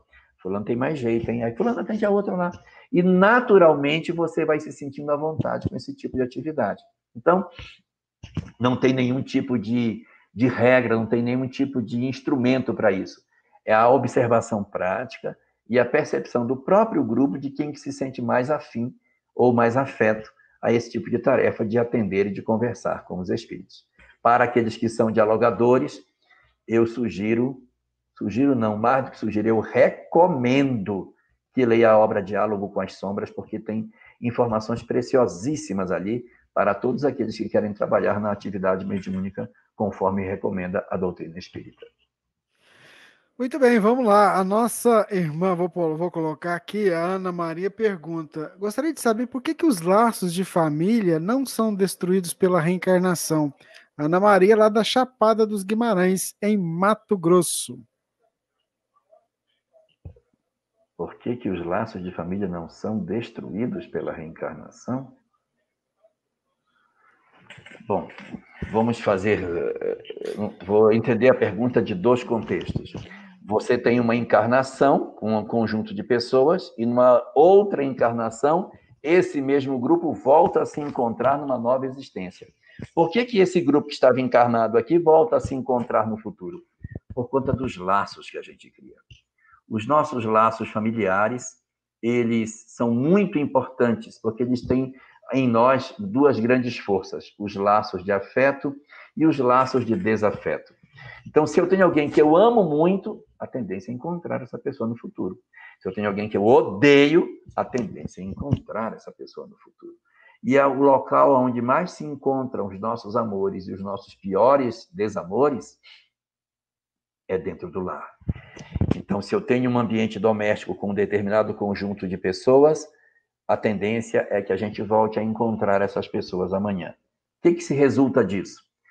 É que a nossa família é essa que está aí, tá? Não adianta a gente se debater. Se é verdade que isso é assim, então nós já temos mais ou menos a base de qual será a nossa família da próxima existência. Então vamos cuidar, porque não vai ser muito diferente disso. Vai ser mais ou menos isso que a gente tem hoje, a nossa história do amanhã. Se a gente ficar reclamando, odiando, tendo muita raiva de alguém da família, aí aumenta a chance de reencontrar. E quando eu amo muito alguém, gosto demais, aumenta a chance de encontrar. Então, se isso é verdadeiro, aproveitemos e pensemos assim, então é esse pessoal que é o meu grupo espiritual, então vamos melhorar a relação com eles para que a próxima existência seja menos traumática nesse processo de convivência. Essa é uma leitura, um tipo de leitura. A outra que eu posso ler dessa pergunta, por que os laços de família não são destruídos pela reencarnação, seria uma segunda maneira de interpretar. O grupo reencarnou, mas depois da reencarnação, eles não se distanciam, eles permanecem durante a existência vinculados entre si. Bom, se a pergunta é nesse sentido, nem sempre. Quando nós temos apenas parentela corporal e não temos parentela espiritual, na hora que os irmãos crescem, eles se distanciam. As pessoas perdem os vínculos porque elas não se sentem ligadas àqueles que não tinham vínculos espirituais com elas. Enquanto que os que têm vínculo espiritual, nós vamos ficar ligados a eles durante a existência inteira. Então, irmãos que se amam, mesmo com a desencarnação dos pais, permanecerão ligados. Irmãos que se odeiam, eles vão romper, mas o rompimento que fazem cria um distanciamento físico entre eles, mas as mentes ficam ligadas. Eles ficam se lembrando um do outro, mandando energia negativa e não estão percebendo que estão fazendo um fio de conexão de um com o outro, aumentando a chance de um encontro no futuro. Então, Aninha, quando a gente renasce, a gente tem muita chance de trazer as histórias do nosso ontem. E quando estamos encarnados, nós temos muita chance de permanecer vinculados, mesmo depois que a família fica adulta, por conta dos amores e dos desamores que a gente traz do passado para o hoje.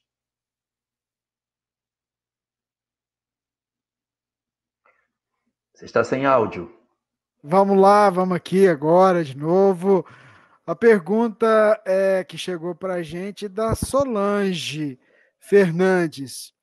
Jorge, é correto dizer que a encarnação é para os espíritos superiores para cumprir uma missão e reencarnação seria para os espíritos imperfeitos que estão para cumprir provas e expiações? Mais ou menos. Mais ou menos, porque se a gente pudesse fazer a nossa planejamento reencarnatório como se fosse uma pizza, a nossa pizza de todo mundo tem 3 partes. Tem prova, expiação e missão.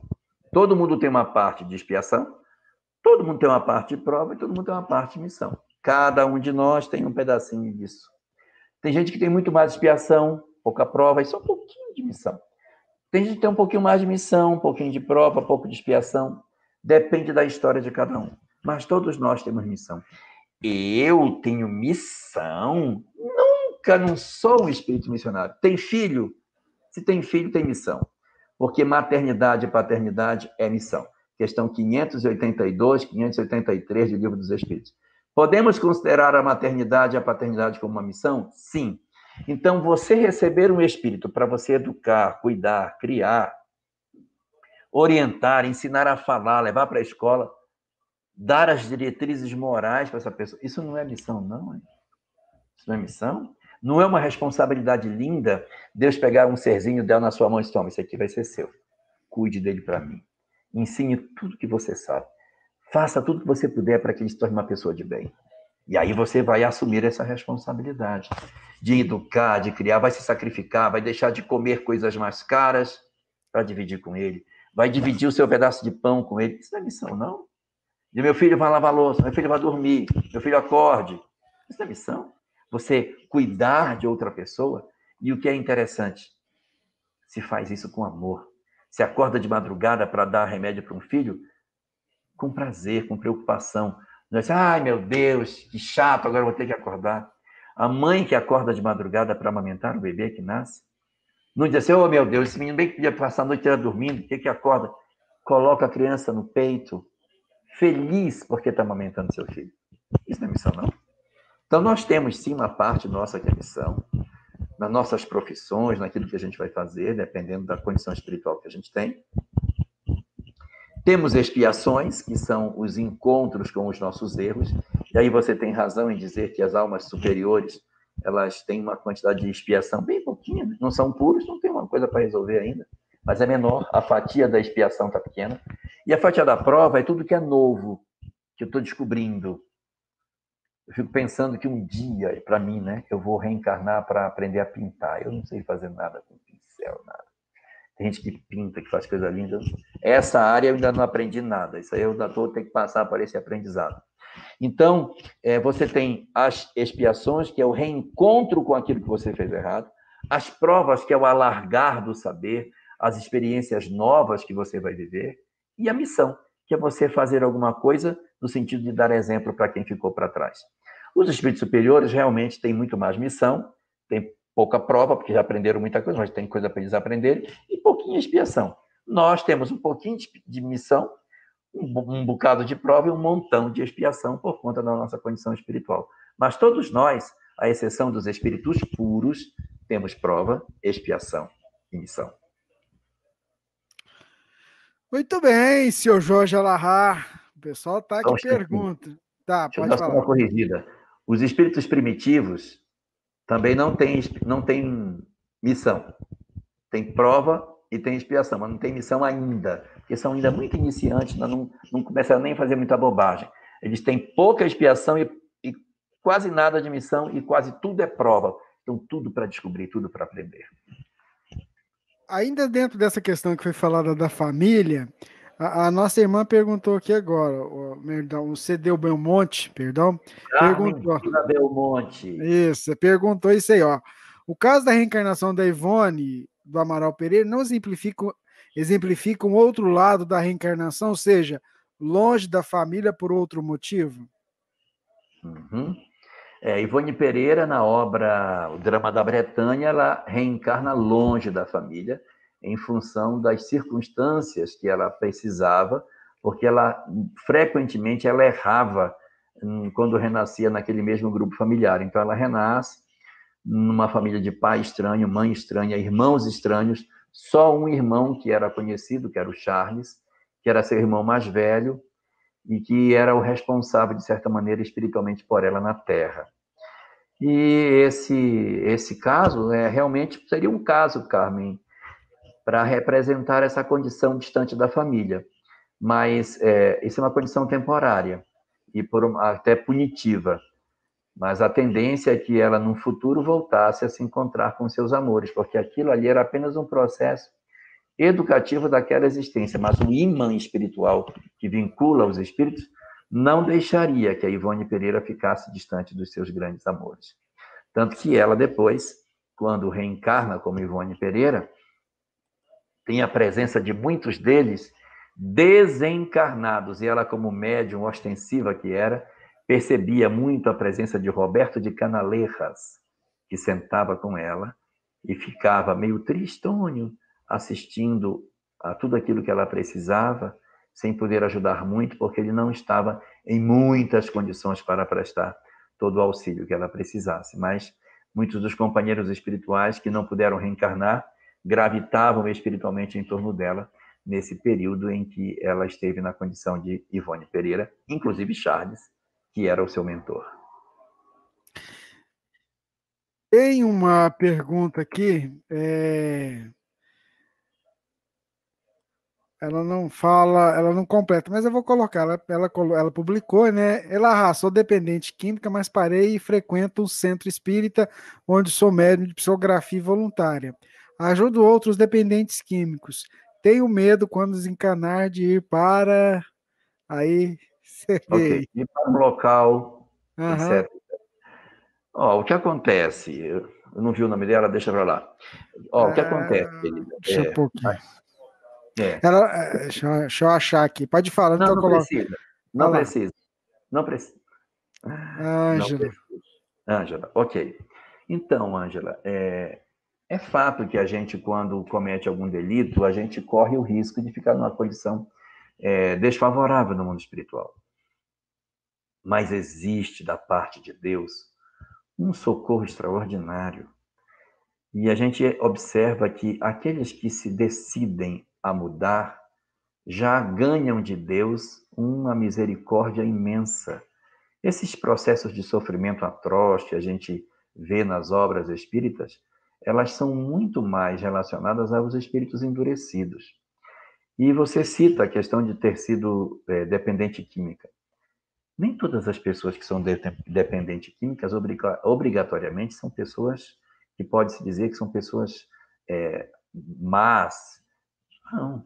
Existem muitas pessoas que foram vítimas, pessoas que tiveram problemas familiares muito graves, pessoas que sofreram abandonos, que foram abusadas, que foram machucadas, e em função do desamor que desenvolveram sobre si mesmas, essas pessoas procuram anular a sua própria dor, procurando algum tipo de substância que retire a sua plena consciência, porque a plena consciência faz eu lembrar de tudo que aconteceu comigo. Por isso que as pessoas bebem, para esquecer um pouco daquilo que a lucidez faz com que você volte na cena que você não quer. Então, eu bebo para esquecer a minha história. E eu me drogo, às vezes. Não porque eu tenha interesse na droga, mas porque a droga anestesia a dor que eu sinto dentro de mim. É uma grande ilusão, que acaba criando dependências muito profundas, e depois a gente tem dificuldade de conseguir se equilibrar sem ela. Então, o ideal é que a gente procure outras estratégias para superar os nossos conflitos psicológicos. Mas como você bem já disse, que você está trabalhando na mesa mediúnica, está trabalhando na psicografia e está em contato com a mensagem espírita, certamente muitos progressos, muitos avanços do ponto de vista espiritual, você já conseguiu fazer. Então, você não pode olhar hoje para você como se você fosse a pessoa de anos atrás, porque nós estamos o tempo todo em mutação. Nós já não somos mais quem nós éramos antes. E quando a gente olha para trás e se enxerga cometendo determinados atos que a gente não faria hoje, nós temos que entender que nós já não somos mais aquele lá do passado que cometeu os desatinos. Que houve da nossa parte uma mudança de mentalidade, uma alteração de comportamento, de tal sorte que nós somos diferentes hoje. Como dizia a filosofia grega, né? Só o que há de permanente é a mudança. Então, a mudança é o que há de permanente. Nós não somos a mesma coisa o tempo todo. Estamos o tempo todo em transformação, transformação, transformação. E aí, você no passado cometeu uma série de equívocos. Todos nós cometemos. Todos nós. Agora, cabe a nós fazer o trabalho de recomeço. Então, você já está fazendo um trabalho. Não precisa você temer. Faça o que você puder para manter o seu equilíbrio, para manter a sua serenidade. E ajude tantos quantos você puder, para que venha mais convencimento em você de que o caminho que você estava é um caminho equivocado. Isso vai garantir com que você, de certa maneira, resolva muitos conflitos que você traz, de culpa, de vergonhas, para que quando a desencarnação vier, você já tiver em si um forro psicológico para dizer: eu errei, mas eu já fiz muita coisa boa também. Eu consegui fazer, eu consegui resgatar muita gente. Eu fiz coisa errada? Eu fiz, mas eu tenho uma ficha de coisa. E isso alivia a nossa culpa, porque o Espiritismo diz que a nossa situação do mundo espiritual, quem dita é a consciência. Então, você precisa alterar o seu estado de consciência para não se fixar somente no erro que fez, mas começar a contemplar também de maneira feliz as suas conquistas, para que isso tenha espaço na sua mente, para que você se sinta feliz com a pessoa que você é, e quando a desencarnação chegar, você levar 2 malas para o mundo espiritual. Eu levo a minha mala dos meus enganos? Levo, mas eu levo também a mala dos meus acertos, porque quando a gente colocar na balança essas 2 malas, de repente, a gente vai ter uma surpresa muito positiva, porque a nossa ficha de serviço vai ser contada no cêntuplo daquilo que a gente tiver feito de maneira equivocada, porque a gente não tinha conhecimento daquilo que a gente sabe hoje. Vamos lá, senhor Jorge Alahá, mais uma perguntinha aqui, essa veio do Facebook. Por favor, por que tenho medo de ser espírita? Gosto, convivo com amigos espíritas, leio o evangelho e ainda permanece em mim esse receio. É aquilo que a gente falou, Jorge, a gente aqui acaba atingindo um público que é aberto, e eu acho bacana isso. Por isso que você vai dar aquela resposta bem legal para nossa Maria. Maria Helena, é o seguinte, a gente tem muitas razões para isso, né? Eu diria que, por exemplo, vamos admitir que você vem de uma família católica ou uma família evangélica, muito rígida, onde seus pais educaram você: não, minha filha, você não pode desobedecer seu pai, você não pode desobedecer sua mãe. E quando você faz esse movimento de se aproximar do espiritismo, você sente o olhar de reprovação de seu pai e de sua mãe.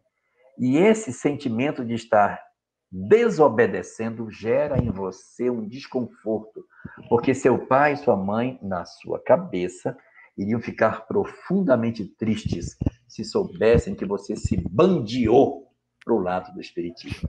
Então, essa é uma hipótese.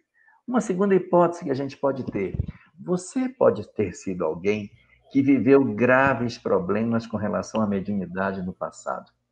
Em que sentido?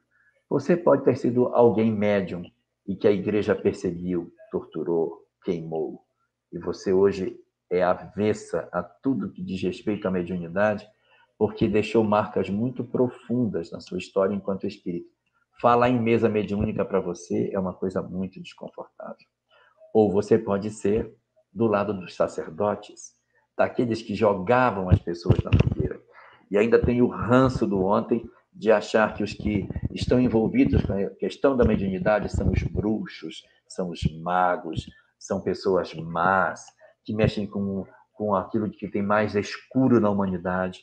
E se aproximar da mediunidade seria manchar a sua própria história. Essas são algumas hipóteses que a gente tem.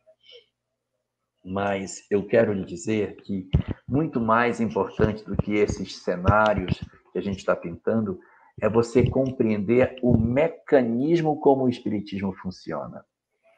Eu vou lhe contar uma história rapidinho. Nós temos uma grande líder no movimento espírita, de um estado do Nordeste. Ela era muito católica. E ela teve várias oportunidades. Ela era líder católica. E ela viu várias pessoas que perdiam um parente, passavam por um revés, sofriam uma perda significativa. E ela chegava na pessoa e disse: fulano, como que você está superando a morte do seu filho? Como você está superando a morte da sua esposa? Como você está superando a morte da sua mãe? Como que você está lidando com essa doença que você está passando? O que está acontecendo com você? Como é que você está conseguindo lidar com isso? E todas as histórias que ela perguntava, a resposta era sempre a mesma. Quem está me ajudando muito é o espiritismo. E ela reagia, porque ela era muito católica. E as pessoas diziam para ela a mesma coisa, parece que tinham combinado. Diziam para ela assim: ó, fulano, o dia que a sua vida ficar sem saída, que você não tiver jeito, procura o espiritismo. Era Deus me livre. E ela ficava encontrando pessoas que diziam essa mesma coisa para ela várias vezes. Até que um dia ela ficou sem saída. Isso aí eu fui na casa espírita, não contei conversa, peguei meu carro, fui para o centro espírita, entrei. Quando eu entrei, eu chorei. Até hoje não sei porquê, e até hoje estou na casa que eu entrei. Então a gente tem alguns bloqueios, algumas dificuldades, que às vezes estão escondidas no nosso subconsciente. Mas o mais importante é você descobrir como que o espiritismo pensa, como que ele funciona. Porque o dia que você precisar, e de repente acontecer alguma coisa na sua vida, uma perda, uma dificuldade, que você diga: puxa, eu não tenho ninguém para me consolar, não tenha dúvida, o espiritismo haverá de ter consolo de sobra para oferecer a você. E você será muito bem-vinda. Muito bacana, gente. O tempo voa. Olha só, agora que eu tô vendo aqui, a gente nem vê o tempo passar, né, Jorge? Qualquer dia desse, igual a gente já brincou essa semana passada, a gente vai fazer um corujão, tá? Quem sabe? Quem sabe? Ó, Vai. olha só que legal. Eu queria registrar aqui a presença da nossa Meu amiga. Deus! Nossa, que honra! Um abraço, Eulália, de todos nós, viu? Olha aí, É, rapaz. é bacana, viu? Muito bacana. Minha irmã Eulália Bueno. Tá aí. Minha irmã nasceu em outras terras, nasceu em Espinho, no Portugal, mas é minha irmã, de É, verdade. nossa irmã.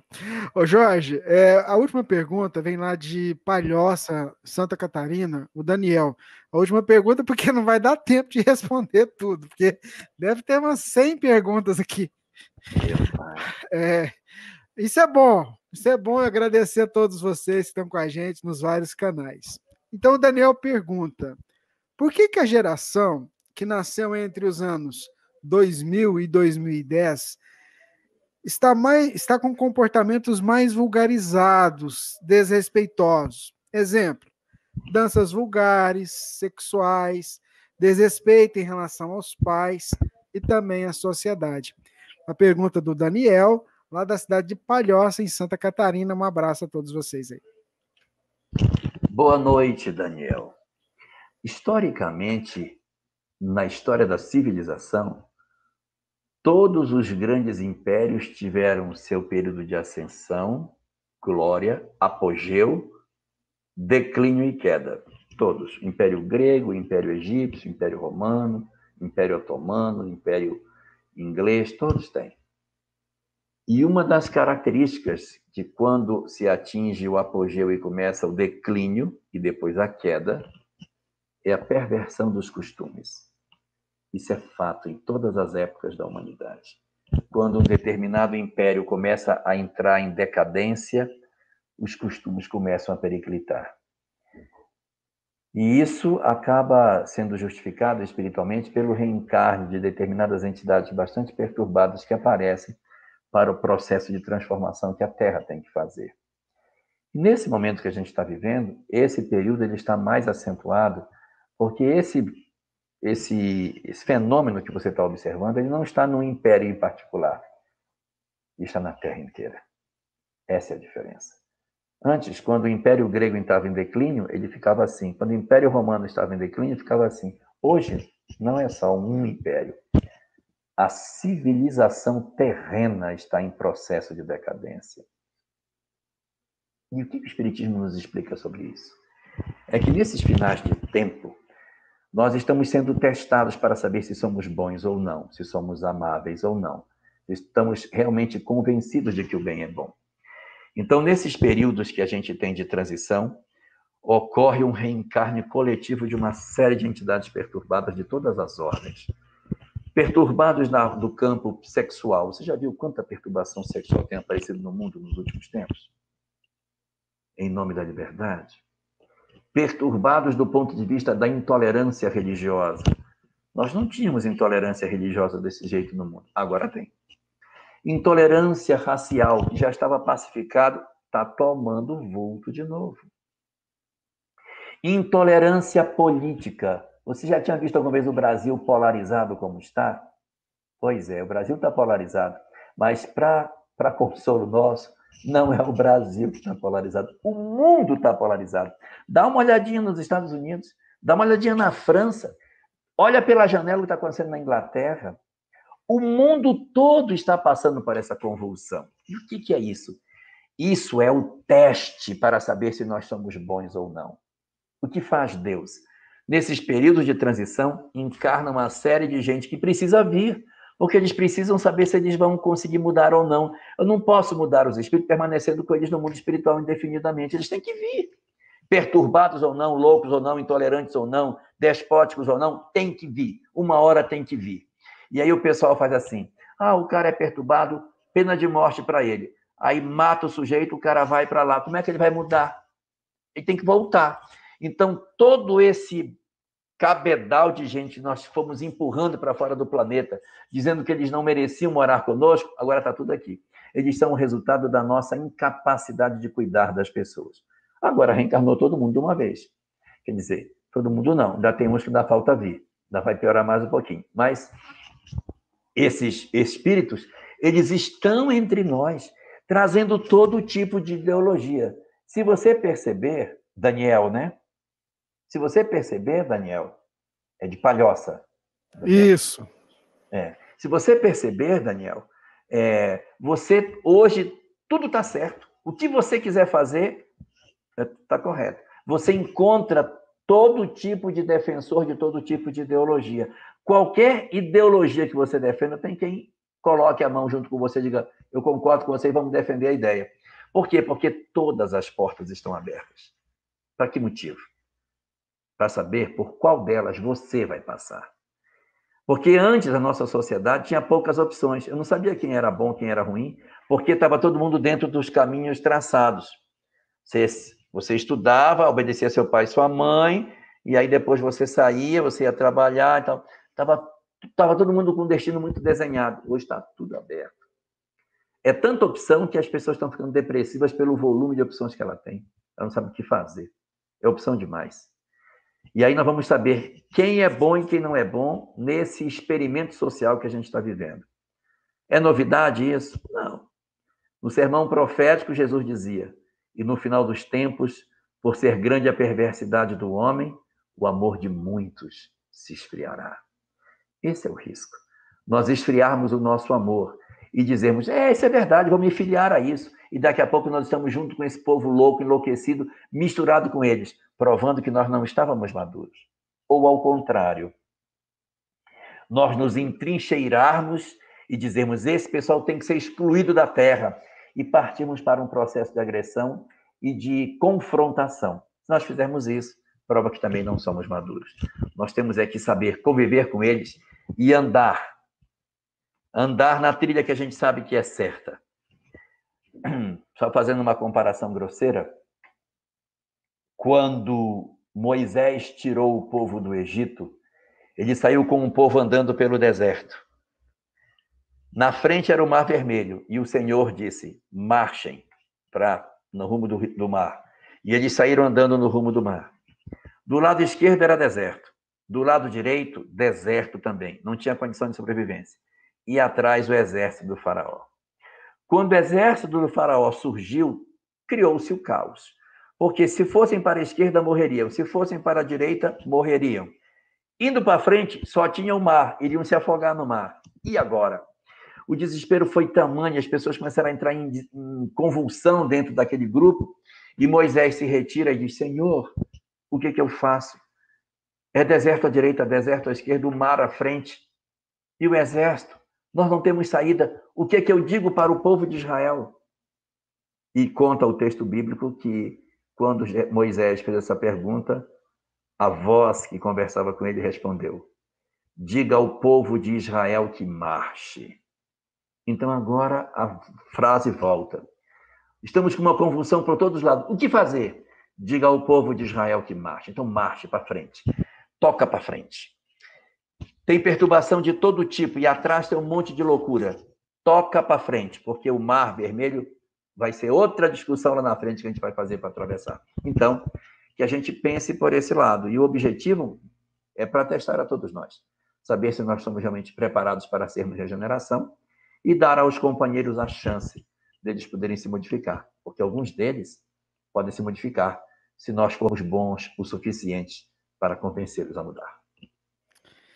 Muito bem, infelizmente o nosso tempo acabou, né? Mas tem muita pergunta aqui e a gente vai, tá? Vamos pro 23, como diz o Jorge. Enquanto tiver tendo pergunta, a gente vai fazendo, né, Jorge? Sobrou pergunta? Ixi, umas 100 perguntas. Sobrou pergunta? Ixi, então, sobrou. Então vai dar para a gente fazer o 23. Tá. Esse programa aqui não acaba, não. O pessoal falou assim: já votou pelo Corujão aqui. Foi só uma brincadeira. Então, meu amigo Jorge, vamos para aquela parte final, então, onde você, se você quiser fazer alguma amarração geral, e aí você faz a prece para a gente. Eu já convido os nossos amigos para ir se preparando aí também para a prece, junto com o Jorge lá. Tá bom. Não, nessa noite de hoje, só queria que a gente refletisse um pouco mais sobre as nossas responsabilidades como brasileiros, tanto do ponto de vista espiritual, com relação às missões espirituais que o Brasil tem, como as nossas relações diretas como integrante de uma sociedade que tem tudo para ser uma sociedade maravilhosa. Que a gente não abrace as propostas do ódio, que a polarização política não chegue dentro dos nossos corações. Se nós quisermos efetivamente nos filiarmos a alguma ideologia que hoje está em voga, qualquer uma delas, não importa qual seja, que nós façamos levando o evangelho para dentro da política, mas não trazendo a política para dentro do espiritismo. Não façamos o processo inverso. E todas as vezes que nós nos manifestarmos politicamente nas redes sociais, lembremos que nós somos espíritas. Não manchemos a imagem de ninguém. Não espalhemos histórias que não sabemos que é verdade. Não semeemos o ódio e o desamor. Não sejamos daqueles que estimulam a divisão do nosso país. Mas Usemos os recursos que nós possuímos para garantir a paz e a harmonia que a nossa sociedade precisa. Tá bom? Nós vamos fazer a nossa prece aqui. Estou vendo aqui um monte de gente falando do Corujão. Vamos lá. E sempre você vê que eu não inventei, né? Não, você inventou. Não, e agora... Eu inventei que o povo estava falando, né? Isso aí, de repente a gente faz. De repente a gente faz. Qualquer Não é difícil, dia. não. Qualquer dia a gente faz. Então, vamos fazer a nossa prece?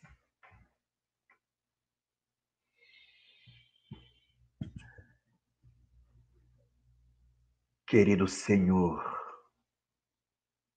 do universo infinito, querido Criador de todas as coisas, que nos apontaste a Terra como destino das nossas encarnações mais próximas, que nos ofereceste este lugar para ser o nosso lar temporário neste período de provas e expiações, nos múltiplos séculos e milênios que a Terra atravessa. Graças te damos, Senhor, pelo lugar que tu nos ofereceste para que aqui desenvolvêssemos as nossas virtudes.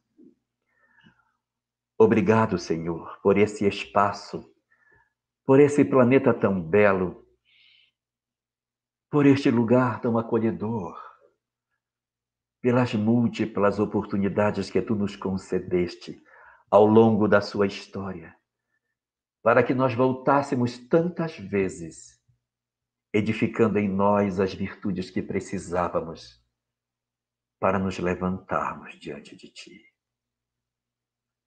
Muito te agradecemos por todas as chances que tu nos concedeste, pelas inúmeras pátrias por onde passamos, pelos vários países e pelas diversas nacionalidades e bandeiras que nós já hasteamos, que já defendemos e por elas muitas vezes lutamos e demos as nossas próprias vidas.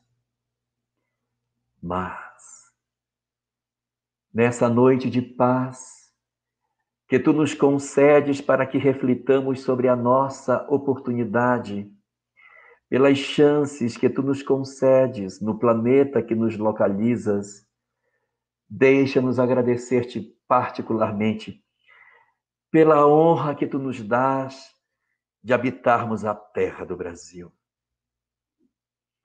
Obrigado, Senhor, por haveres nos concedido a oportunidade sem par de vivermos em um lugar onde podemos contemplar a face do teu Filho Jesus de maneira clara e nítida, onde os conhecimentos que a doutrina espírita nos oferece fazem eco dentro dos nossos corações, e onde podemos juntar sem dificuldade as lições do Espiritismo e as lições de Jesus, sem que tenhamos o Espiritismo simplesmente científico e nem o cristianismo fanático. Ó Senhor, quantas almas têm a oportunidade de encontrarem dentro de si a chance de reunir a fé e a religião de maneira serena e tranquila. Pela oportunidade que tu nos concedeste de vivermos na terra do Cruzeiro e podermos aqui dar o nosso contributo na construção da sociedade que tu espera que nós edifiquemos, nós te rendemos graças. Nós te rendemos graças, Senhor, que não te oferecemos os nossos braços e as nossas mentes para essa mudança. Não te oferecemos nossas mãos, nem a nossa inteligência. Oferecemos para ti os nossos corações. Oferecemos os nossos sentimentos. para que as nossas emoções e o que tu tens depositado dentro de nós possa finalmente sair das nossas almas, auxiliando na transformação do nosso país e do nosso planeta. Deixa-nos assim sermos colaboradores da era nova. Deixa-nos sermos, Senhor, contados entre aqueles que já descobriram a necessidade do amor nos nossos dias. Permite-nos, Senhor da vida, que neste lugar tão longínquo da Via Láctea, neste planeta tão pequeno, que nós possamos ser contados por Ti na imensidão infinita celeste que Tu criaste, como se nós fôssemos um ponto a mais que Tu podes confiar na construção do mundo novo. Agradecemos-te assim o Brasil que Tu nos concedeste, o Espiritismo que Tu nos deste e tudo mais que Tu nos ofereceste nesta encarnação, para que nós dessemos os frutos que Tu esperas. Dá-nos assim, Senhor, a condição de sermos dignos de corresponder a tudo isso e sermos verdadeiramente a luz do mundo, como Teu Filho disse que nós seríamos. Focos, pequenos que fôssemos, mas pequenas luzes, acendendo o caminho de nós próprios e daqueles que Tu nos confiares. Dá a todos nós a paz que precisamos, para que a serenidade que Tu desejas que nós tenhamos nos dê a condição de criarmos aqui o espaço ideal para o acolhimento das nossas almas raladas e sofridas, e hão de socorrer as outras múltiplas almas que Tu destinarás para os nossos cuidados. Dá-nos assim a honra de servir a Tua causa, Senhor, e abençoa os nossos propósitos, para que nós amemos cada vez mais o espaço que Tu nos concedeste como nação, oferecendo o melhor das nossas vidas para a construção aqui na Terra dos Teus planos superiores de fazer deste lugar o coração do mundo e a pátria da mensagem do Teu Filho Jesus. Nossa gratidão a Deus por esse momento, por essa oportunidade, aos internautas espalhados pelo Brasil, pelo mundo, os amigos que estiveram escutando pela Rádio Fraternidade, o nosso carinho, os amigos que estão na FEB TV, na Rede Amigo Espírita, na TV 7, na TV Secal, na nossa querida web rádio Amigo Espiritual, a nossa gratidão pela presença de vocês. E o Elahá, nós vamos continuar te perseguindo. Eulália lembrou que agora, que dia 9, quarta-feira, você vai falar lá na Casa Espírita que ela frequenta, que ela está à frente, que nós vamos transmitir também. E o tema, eu vou falar para vocês que é fantástico, é intolerância religiosa. A gente tem um seminário que o Elahá fez aqui em Uberlândia e está no YouTube da rádio, que é fantástico. Olha, ajuda a gente a entender essa questão da intolerância religiosa. E no domingo você vai falar para o pessoal da Inglaterra, a 12:30, horário de Brasília. Nós vamos estar juntos também. Rubens, eu quero aproveitar para falar uma coisinha. Tem muitas pessoas, em função do seminário de Maria de Magdala que a gente fez no sábado, tem muita gente perguntando de quem era a poesia que a Sâmia leu no final. A poesia é dela. Isso. Ela tem um site com dezenas de poesias, todas espiritualistas. O site chama-se Saga das Almas, SAGA, Saga das Almas. E essa poesia que ela leu no sábado chama-se Eu Me Perdoo. E o site está à disposição, as poesias são todas gratuitas, quem quiser entrar lá, pegar, tirar. Tem muita coisa muito preciosa. Eu destacaria uma lá que ela mais gosta, que é A Renegada, a história da migração dos exilados que vieram para a Terra. Então, se alguém quiser conhecer o site, está à disposição. Estou postando aqui agora o link. Aqui a gente... www.sagadasalmas.com.br. Então, olha lá, tá aí, o link está na linha de tempo, deixa cair aqui. E vamos aproveitar, né, gente? Porque é assim mesmo. Vamos aproveitar o conhecimento. Vamos lá, ó. Aí, ó, tá vendo? O site indicado pelo Elahá tá aí, ó, sagadasalmas.com.br. Não tem nem erro, não tem nem dificuldade. Já fica Perfeito. registrado aqui para você poder acessar. Elahá, obrigado, viu? Eu acho que eu não tenho esquecido de nada, não. Acho que é só isso mesmo. Então fica com Deus, viu? Um Tá abraço bom. na Sâmia. Já fica, vamos articulando aquele convite para dezembro, tá? Você não esqueceu, né? Só- viu? E a nossa gratidão, o nosso carinho para vocês, viu? Muito Tá obrigado bom. mesmo por tudo, viu? Muito A gente vai... obrigado a todos também. Uma boa noite para todo mundo e um bom final de feriado para todos nós. Muito obrigado pela presença de todos. E aí você continua aí, sintonizado na Emissora do Bem. Queria pedir para você que está acompanhando pelos nossos parceiros que curtam o vídeo, que compartilhem o vídeo, para que essa mensagem do Consolador chegue aos corações de todos que estão acompanhando aí, espalhados pelo Brasil e pelo mundo. Tchau, tchau.